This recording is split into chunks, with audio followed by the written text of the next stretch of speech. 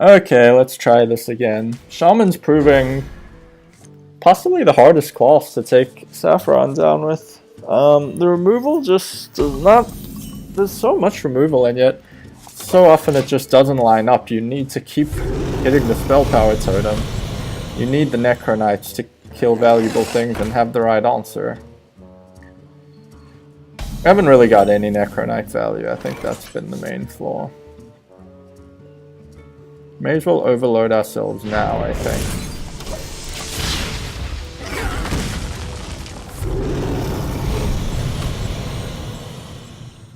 He got a really strong mid game with all 3 Spectral Knights early on, 2 Necro Knights, Dancing Swords as well, which is a surprising amount of pressure actually. I don't want to take that to the face. The earlier these come out the better, so that they don't chance on our Doom Hammers, because that's one of our few ways to do consistent damage. Play something else. I think we have to try get more value out of the Explosive Sheep. Maybe even a Lightning Storm. But at 4 mana he won't be playing a Spectral Knight yet.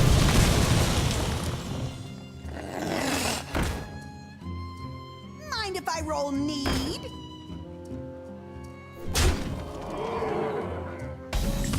Lightning Storm? Develop Doomhammer? I think we go for the lucky roll on that. Explosive Sheep doesn't kill it. We're gonna overload ourselves. What's our answer to the coming Spectral Knight? We don't have one. Let's go for the high roll. We get it. Now Spectral Knight, and how do we deal with that? Oh, Dancing Swords we actually might be able to deal with.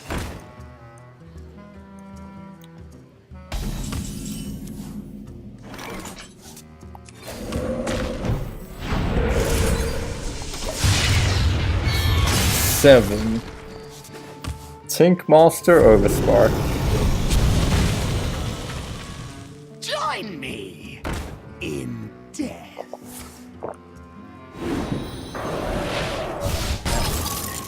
I'm gonna start taking some damage.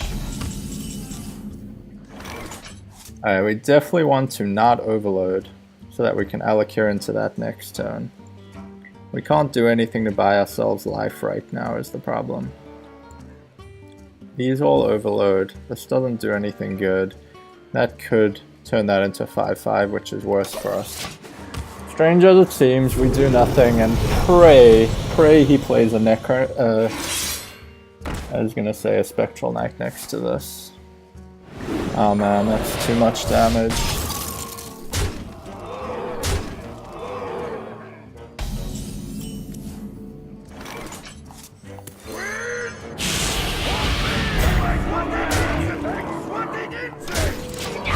We have a lot of cards. We have a lot of cards.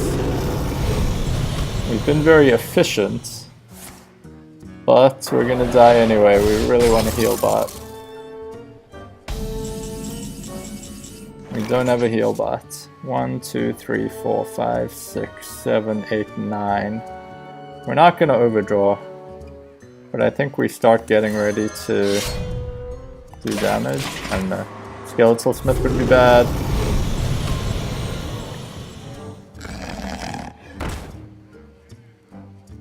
Can't afford the damage.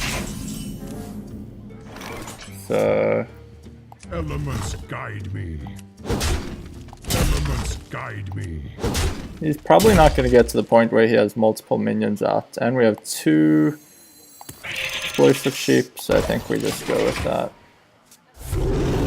Really, he drew our heal box. Join me in death. Kinda hurts. Alright, there's a heal box, so we want to heal and find a way to kill this. If it becomes a 5-5, we can almost certainly do it with that, but we don't have enough mana to do all of that. We do have enough mana to do both of those. Becomes a 4-7 though, without the Tink. We also have 3, that option. 3 and 2 is 5. I think we gotta play it safe.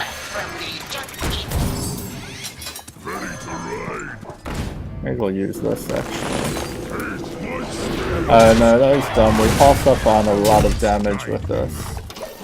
At least we're not instantly dead to the next pure cold.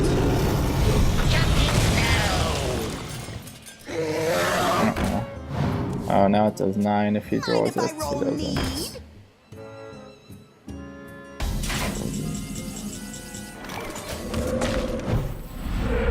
Don't get spell power. Elements guide me. Elements guide me. I think we're doing something like this. Doesn't look great, but it is what it is. We're trying. Stack up to 3 cards. Naxxramas. It's a difficult one. That's what Fork Lightning's really good for. Damn. Need another Lightning Storm or Fork Lightning, otherwise we're taking 3 damage and die to Pure Cold. Although we can Hex that 3, 6. We don't have 9 though. We can hope to Hex it into a 1. If it's a 5, we Hex that, surely.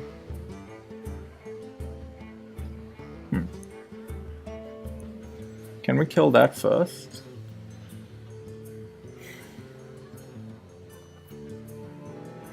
I think we take the chance. It's 1 in 11.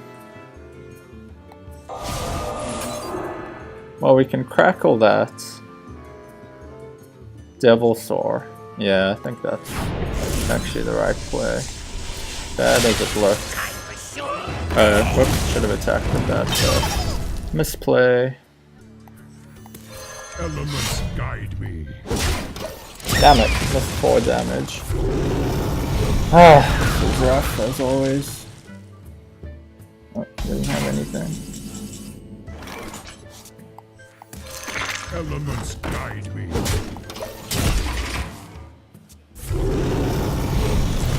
Probably Blizzarding, that must be in his hand by now. Oh god, we really need Lightning Storm or Sylvanas. Sustenance. I have no time for games.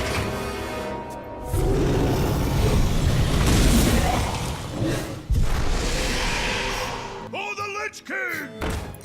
And again, we really need Lightning Storm. We use both our Explosive Sheeps. Doomhammer, I guess. Die to Pure Cold. But we have to kill this. Elements guide me.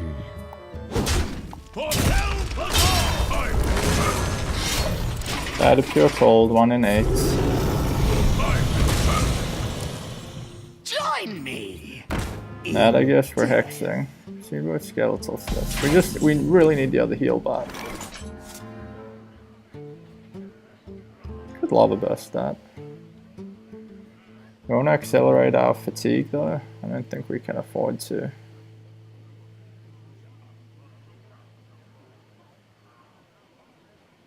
Lava Burst to the face might be pretty good too.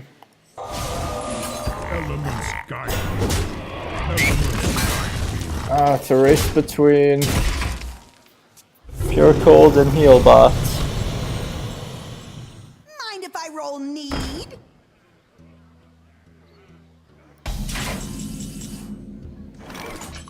That's 10 damage. 16, 19. We're actually getting close to winning. How do we make sure we can use maximum mana next? I think we take the chance of him not drawing Pure Cold. 1 in 6. But we have 3. We have 10, 13, 16 guaranteed. No, more surely. 10, 13, 16 guaranteed. We're going to do 4 more. We're up to 20. Elements guide me. I think we gotta take the chance. Guide me. Use up some mana. Now we want to draw more stuff. We're going for it. If we draw something that can do 2 damage, we win. And if he doesn't, that's it. Don't draw Pure Cold. Oh my god, Shaman has it! We have the mana.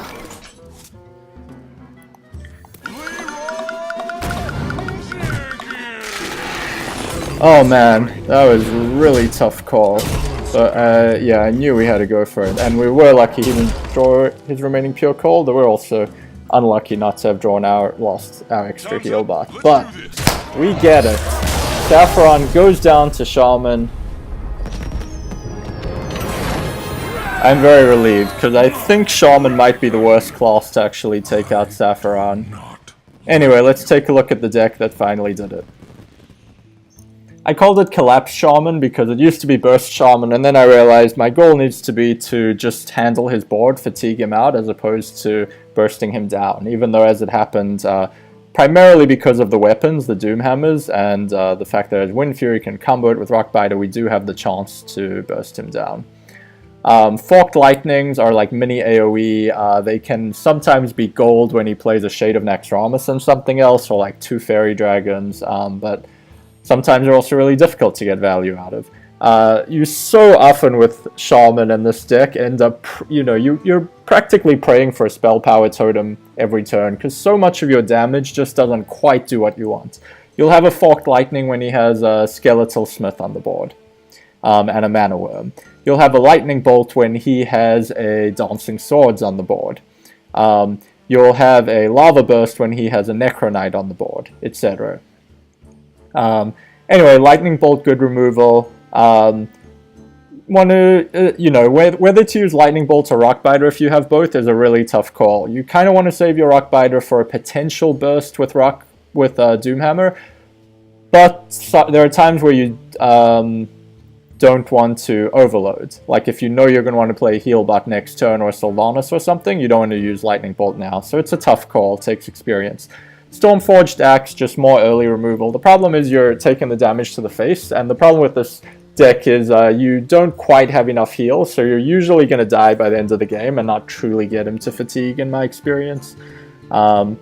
Anyway, Crackle, high variance, but just worth it in terms of the cost. Blood Mage Thelnos, because you're so desperate for spell power, this finally gives you some guaranteed spell power. The downside is that it draws you a card in what might become a fatigue race.